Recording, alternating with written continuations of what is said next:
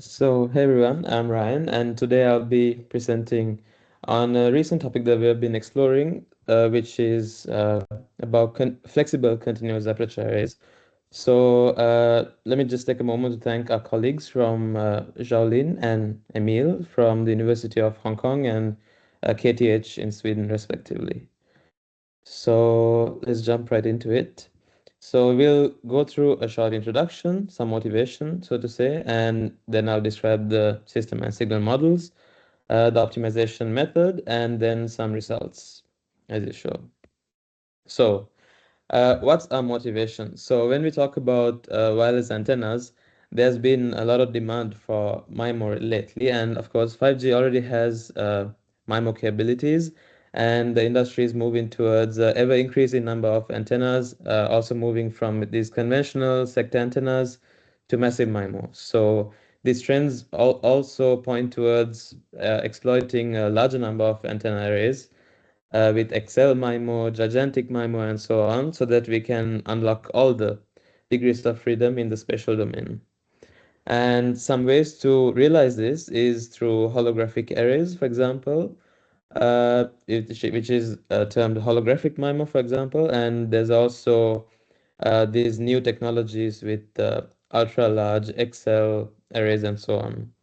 So the advantage of having a larger number of antennas is that you have much more control over your wavefronts in the electromagnetic domain.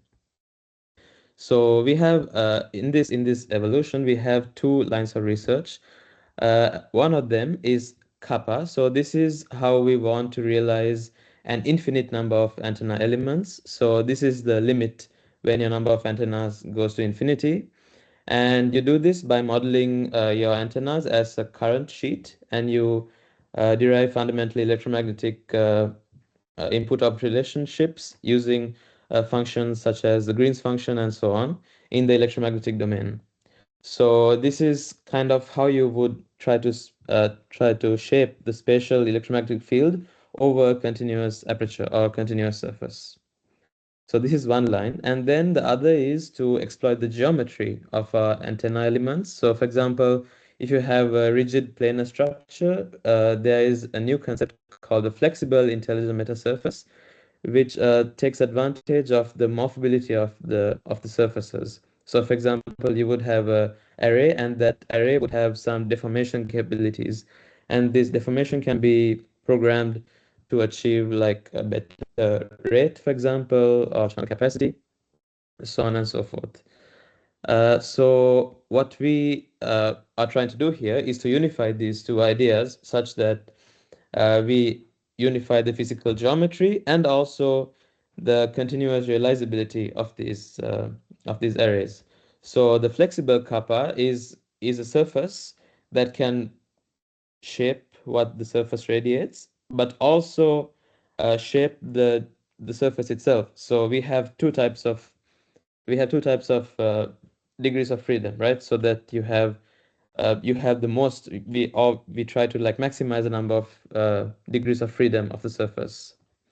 So we can start by talking about our contributions. So we first rigorously derive the mathematical model for flexible kappa, and then we formulate and solve an optimization problem to uh, maximize the weighted sum rate of, uh, for example, a bunch of users in the surrounding. And some nice contributions are also some closed form expressions for the surface shape updates using the calculus of variations, envelope theorems, and the Euler-Lagrange conditions. And we also show some performance improvements over conventional systems in this regard. So let's get right into it. So this is going to be like what the surface would look like, the new proposed flexible kappa. So you would have an array that can take on an arbitrary shape. But of course, due to physical hardware constraints, you would have some maximum admissible morphable range to this. And you would have a kappa on the surface. So that means you would have a current sheet, so to say. And you would also have a bunch of elements, and main goal here is to maximize, as a first problem, the sum rate for all of these users. So we can start with 3D geometry of this space. So we consider a 3D Euclidean space given by x, y, and z coordinates. And the standard kappa, for example, could be defined in the xz plane as a 2D region with the parameterization shown here. And to go from a kappa to a flexible kappa, you would also introduce a y coordinate as a parameterizable uh, value. So for example, if you parameterize the x and z using u and v, then your y would be a function of these u and v. For example, we can call this g of u and v. And now this deformation can be termed d is what produces the physical model for an f kappa. And of course, if you set your g of u comma v to 0, you fall back to your original case, which is the kappa. So we can start by defining some partial derivatives for the area, because we would want to calculate an area element to do optimization with. So this is how it's done. And we end up with a nice area element formulation, which is given by the square root of 1 plus the partial derivatives of each of the morphable regions in the u and v directions, respectively. So we make some simplifying assumptions, of course. We consider a practical vertically polarized transmitter where only the z direction source current is activated. So therefore we can express our source current in the form given here. And to transmit k symbols in the downlink to k users, we can write this as a superposition, as a linear superposition using equation 3. So then, according to Maxwell's equations, we can express the current electric field at a position rk, where a user is located, as in equation 4 here, where this g denotes the Green's function in line of sight cases. So for example, this is like one of the simplest cases we can use, but of course, if you have a more scattering rich region, you can always use other formulations for the Green's function, which can be like a stochastic variation, and so on. So the Green's function is expressed like this, where it naturally embeds the intrinsic impedance of free space and the signal wavelengths. And now we can talk about the SINR and achievable rate of this problem. So first we can express the expected power as in equation 6. So as you can see, it's like a typical expression coupled with the absorption efficiency at epsilon k. And now we can use this term to define an SINR, uh, which is the signal to noise ratio for given user k. And now we come to our optimization problem. So this is the main problem that we have. So you want to maximize the sum rate, which is expressed as log 2 of 1 plus gamma k. And this alpha k is a user-specific parameter that you can, for example, optimize with water filling and so on. But for now, we can just assume that this factor is constant for all the users, and we can talk about an average sum rate as well. And what we want to now maximize is a sum rate based on these parameters. So first, we have the source currents themselves, and of course, the now important part, the shape of the surface itself, which is controlled by these two parameters that we described before. And these two parameters are going to be compactly also embedded into this zeta formulation that's here. So we have this sum rate maximization problem, and of course we have a power constraint since we have a limited power budget at the transmitter. Now notice that this is like a non-convex functional programming problem because you have now a problem that you have to optimize over continuous variables with integrals, and you also have some coupled variables due to the surface shape as well. So the surface shape is also a bit complicated because you not only have to optimize the surface shape, but also its derivatives. And this is where we can use a nice optimization technique called the calculus of variations. So we can now start talking about it. So the first thing that we have to do before we go there is to relax this optimization problem a bit. So we can do this using three lemmas. So the first states that the problem, the constraint can satisfy the power with equality. Of course, there's proofs for this, but that will be like in the extended journal paper. And the second lemma is that we can now take the constraint and put it in the objective and form an unconstrained objective. But of course, due to the log terms, you still have some fractional terms, and now you can use the quadratic transform and the Lagrange dual transform to remove the fractional structure. So the previous optimization problem now looks like equation 9 here. So as you can see, like all the variables are now decoupled, and you can just optimize them in a blockwise fashion. So this is exactly what we're going to do. So we are first going to optimize the auxiliary variables coming from the Lagrange dual transform. And then we are going to optimize the source currents. And then finally, we are going to focus on the surface shape parameters and optimize them. So this is actually a three-block problem. This is what's described here. So we can talk about now a block coordinate descent approach, where you optimize the auxiliary variables, the source currents, and the surface shape morphing parameters. And a natural question to ask is if we can do this maybe all at once, but we could try technically to suggest an approach for doing this, but this is actually very tough because we would have to apply the calculus of variations rigorously for a functional and its derivatives. And not only that, we have coupled variables as well, including the source currents. So this is one of the reasons that we had to break this into three parts and do the optimization like this. So the first subproblem, of course, I'm skipping it because it just comes from the Lagrange dual transform, and you can derive closed form expressions for the mu's and the lambdas with the simple proof given by the original fractional programming paper by Shen. So we can jump straight into the subproblem with the source currents. So this is now a functional with the source currents only, and we can derive closed form expressions for this using the calculus of variations. So first we can define a perturbation using some epsilon, and we get the stationarity condition that this real part of this term right here should be 0. And your Vk is this new term that we can derive with the parameters from the previous optimization that you have in equation 11. So now the condition for stationarity is that this V should be 0. So solving for this leads to a Fredholm integral equation that can be solved iteratively. So then we have the solution for the source currents. But now the subproblem for the surface shape becomes a bit more involved because we now have functionals and their derivatives. So we have to couple this with the calculus of variations and something called the envelope theorem. So we can start by once again expanding this according to some epsilon.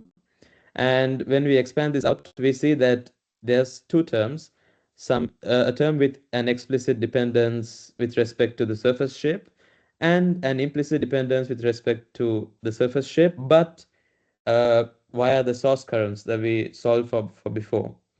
But now, since we already used the calculus of variations before to prove the stationarity of the source currents, we can automatically set the second term to 0. So this is something called the envelope theorem.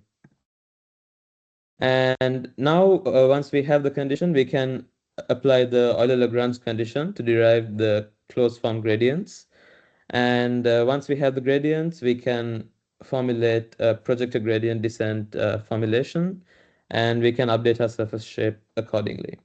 So of course, this last part, since we use a gradient descent approach, has no guarantees for global optimality, but we do have some nice convergence guarantees as I will describe later on. So the overall algorithm is like this. So you initialize some source currents, some variables, and it shows some surface shape. So something that I have to mention here is that this surface shape is completely arbitrary. You can have, for example, a paraboloid shape, a sector shape. There's many shapes that you can use. It's completely arbitrary, and the optimization procedure handles all of them with no problem. So the iterative loop, as I described before, you can update a correlation matrix, calculate the auxiliary variables, calculate gradient fields, update the surface shape, and of course, if you have to calculate the integrals, you can do this using a low complexity Gauss-Legendre quadrature method. And your output would be the optimal currents and the surface shape. So let's analyze the performance of this proposed algorithm. So for example, we consider a paraboloid shape given by u squared plus v squared. So it looks like this. So this black line here is the initial shape of the surface, and these red lines show what the maximum deformation can be. And this admissible morphability is given by this psi over here. And this purple line is in the middle that you see is an example shape that this surface could take after the optimization. So it doesn't have to be like this, but is one example of what it could look like. So we test this with 8 users and with transmit power of 100 milliamps squared and a signal frequency of 2.4 gigahertz. So initially, as you can see, we have some very interesting performance results when we compare against the aperture size. So when you increase the aperture size, of course, the average rate per user increases. And as you can see, compared to the baselines of a simple kappa and or a flexible MIMO, there is a significant gain here. And of course, once if your morphability region increases, the performance increases accordingly. And now we can also vary the transmit power.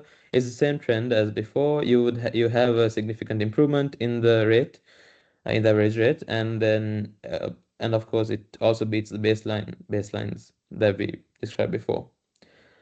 Same here for the number of users, but as you see, the average rate decreases when the number of users decreases. And of course, if someone is curious about why this is, because this is the whole point of massive MIMO, this is because we are calculating an average rate and not the weighted sum rate according to some water filling strategy. So if you of course optimize and also do water filling, for example, and give some power to the users that need it the most, then you will have the conventional trend seen with massive MIMO. And now we try to see if what happens when we increase our signal frequency. The same trends hold, and as you see, we still have an improvement here.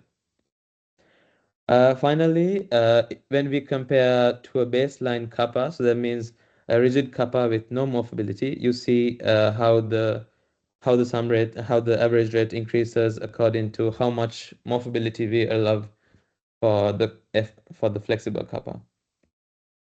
And finally, we also have some convergence behavior where you see as the algorithm converges with a very low number of iterations because of some convergence guarantees with the calculus of variations that we already obtained. So even with the gradient field update, you are going to converge in around 8 to 9 iterations in all the cases.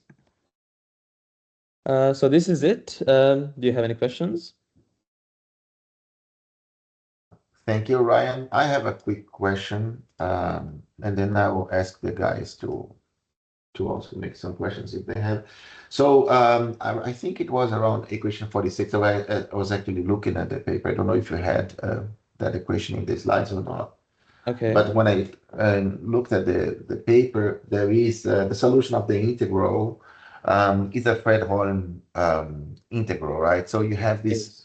this type of I don't know if these are confluent hypergeometric functions or not, but it's in that type of structure, right? Gamma Mm-hmm. functions, hypergeometric Bessel functions, and so on.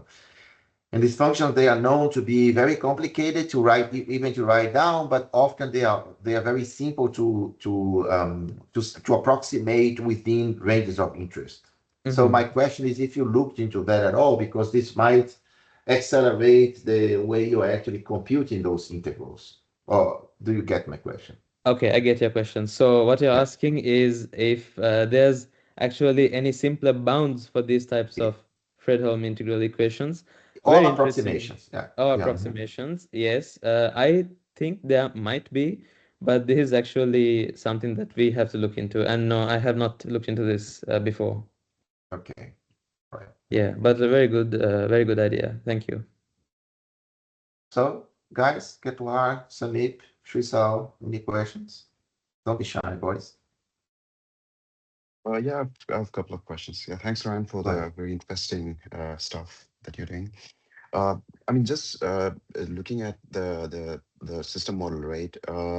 So you say, I mean, the transmit side has more flexibility. right? Mhm. So whenever you are doing your simulations, are you I mean, also what parameter changes for this morphability, or why do you want to also, let's say, optimize this parameter just to adapt So the channel conditions, or you're also e taking into account the Doppler delay spread of the user signal? Okay, okay. So very, very good point. So for now, no, we are not because we are considering static users, because we are considering a line of sight channel. But of course, and the point is, of course, that when we change the parameters, then yes, we can somehow adapt to the channel conditions as well. In this case, we were trying to maximize the sum rate, but of course, you can also formulate an optimization problem to better fit the channel, so to say. But one interesting thing is this kind of work can also be extended to channels which have a lot of Doppler. For example, these so-called doubly dispersive channels. And we actually have a lot of work done on this, even including these kappas. And there are ways to deal with that as well. So if you're interested, we can talk a bit more maybe after the presentation. Sure, yeah. And maybe another follow-up questions. Yeah. Compared to the traditional, wireless systems, is there any impact on the receive side chain? Like, for example, you are using uh, completely flexible copper, right? And this might have to go through a lot of receiver changes as well, or do not foresee any sort of receiver side receiving end changes, or let's say, to put it in a simple word, I mean the block in the Hmm. receiving side, does that change or? Okay, also very good question. I actually am not quite sure about this because usually the users, when we consider the users here, we consider single antenna users with a single polarization direction, right? So, well, in a theoretical case, in an optimal setting, I would say the receive chain does not change at all. But of course, since we are dealing with continuous apertures in the transmitter, there could be some way there could be a problem with processing them. For example, if we are getting like these receive fields also in the continuous setting, there might have to be some additional processing that needs to be done at the receiving side as well. But maybe just in few sentences, can you just elaborate, if possible, what would be the, let's say, the required changes or what you foresee that might add up in the receiver chain at the end? Okay. Well, good question again. So usually what happens here is that this is just for now the optimization problem is purely information theoretic, right? So we don't really talk about the transmit and receive signals, so to say. But Okay. there is some work also done on the receive signal, and usually when you work with the apertures, with these continuous apertures, your receive signal is actually an integral over the whole surface, over the whole receive surface as well. So this is actually something that has not been studied as much as it should have been, and something that we're actually looking into right now, because once you have that integral over your entire receive aperture, you have to process this. So you have to process this using something called orthogonal spatial modes. So this is akin to something that people do conventionally, something called analog beamforming. And of course, this jogs into the whole framework of hybrid beamforming, where we have first the analog beamforming, then we have some receive quantization, and then you have like some digital beamforming, and so on and so forth. So this type of framework actually exists, and this is also referred to as the tri-hybrid architecture by some people in the literature, where you first have some when you integrate over the receive aperture, you have some analog beamforming done to match the channel, and then you would have some whatever your receive change, your quantization, and so on. And then at the end of it, you would have some digital beamforming and detection, right? So this is like the typical receive Mhm. chain that you would have. Does that help? Yeah. Uh, Maybe I missed during your presentation. So the power constraint is same on all the users, right?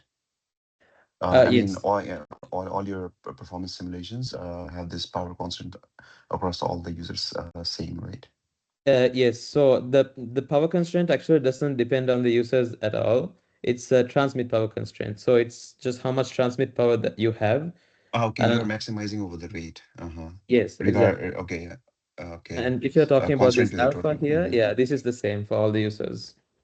Okay, okay. So in general, you're trying to set similar rate to the users, or you just try to maximize the sum rate of all the users? Okay, you're Yeah, maximizing all across all the users. Okay. yes, exactly. We're just trying to maximize the sum rate across all the users.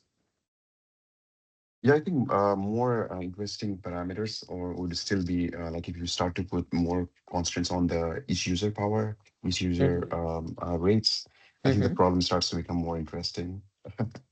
I don't know. I Yeah, mean, yeah. you can continue that up later in the follow up papers. Yeah, great. I mean, yes, of course, there's also like receive beamforming that we can do, which then will of course involve like the power constraints at the receivers as well.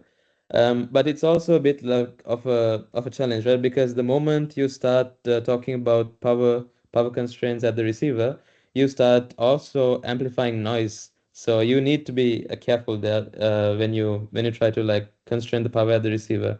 Usually there is a way to do it. You just have a unitary power constraint at the receiver. But of course, if you want to have different power constraints for the different users, that's also a possibility. And the requirement here, or at least the assumption that you made is perfect CSIT, right? Yes, yes. For now, we Okay. assume that we Mhm. have perfect channel knowledge.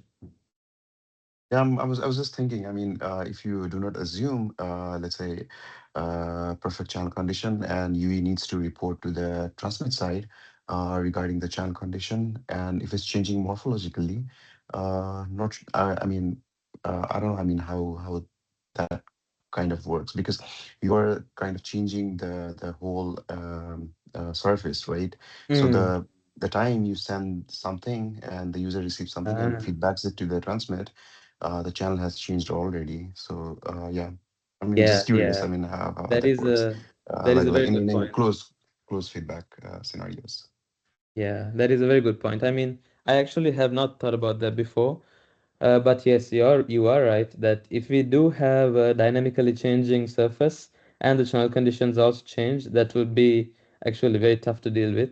But I mean, I can give you like an example from how this is typically done. I mean, typically you don't really change the surface like at all the frame slots. For example, if you have a certain frame structure, during that frame structure, you would try to keep your surface shape the same, and then you would like try to optimize during that frame how the surface shape would look like, and of course then the channel would look like also during that frame like something. So I think that is potentially something that you could do, but of course optimally you would also want to have a dynamically estimated channel as well, right? Yeah, but you wouldn't really expect fast changing channel scenarios to let's say incorporate this kind of systems, right? Yeah, Uh, usually not. okay, okay, yeah. Thanks, Ryan. Thanks for the talk. Yeah, it was really Yeah, no interesting. problem. Thank you, Sami, for the good questions. Anybody else, guys? If not, it's 35 minutes already, so maybe we can stop here. I thank everybody, and yeah, I keep tracking our work on the wireless channel. I'll close this presentation now. Thank you. Okay, thank you.